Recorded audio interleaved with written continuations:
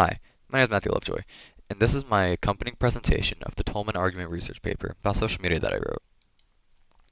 So what is social media?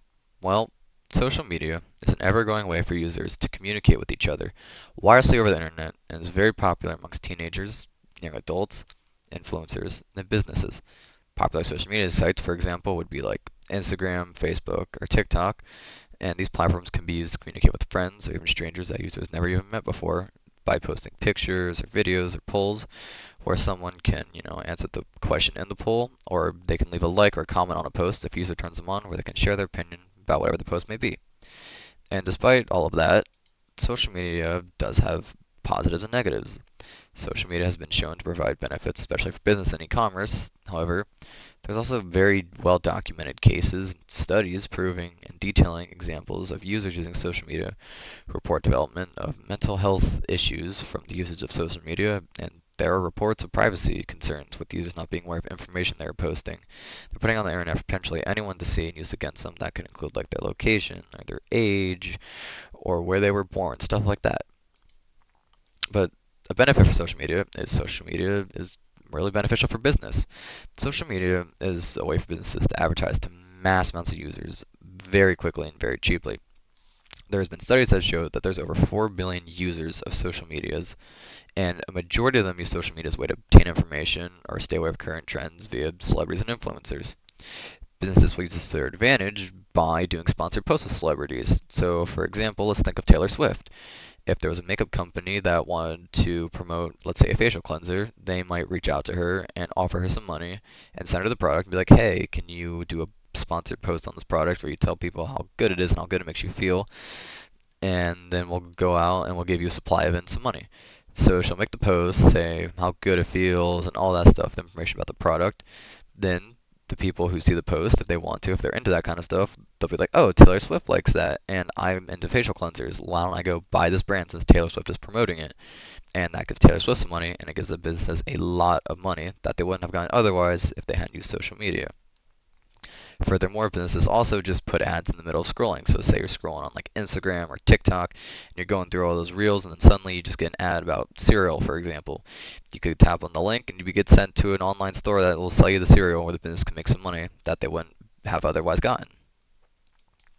However, despite that benefit, social media can cause mental health deterioration, which is a very big con. Even though there's some studies that claim social media has no significant effect on user mental health, there are many more studies that found users who are on social media frequently follow people, use filters or editing software, or have tons of makeup on to appear as good as possible. Yet they pretend it's all natural or it's just how they look normally, and they post about how amazing their life is with travel and relationship statuses. However, these studies have shown users who follow these types of people tend to compare their bodies to what these influencers who appear picture perfect are. They start to feel mentally upset about their body and think, oh, I'm fat, or I don't look good enough, or as good as a celebrity that I love. Or they'll compare their lifestyle to another celebrity that they don't really like. They feel sad that their life isn't like that. Like they want to be traveling to all these beautiful places that celebrities are posting, like Hawaii and Peru. And the problem is they'll think about this day in and day out over and over again to the point where it really gets to them mentally and they just become a train wreck and they start falling apart. And the problem with the studies that refute this claim is the studies don't mention who the users were following. So if the users weren't following any account that, say, would stimulate or like maybe initiate a mental health problem, then there wouldn't be an issue. If just like a little funny meme account, there wouldn't be any mental issue. There's also the con of social media versus privacy concerns. Social media allows users to post pictures of information, pretty much anything they want, and some sites have no filtering, like at all. And studies have shown that a lot of users post pictures of areas near where they live currently and personal information to a public account that anybody who uses that social media app can find if they just look it up if they really wanted to.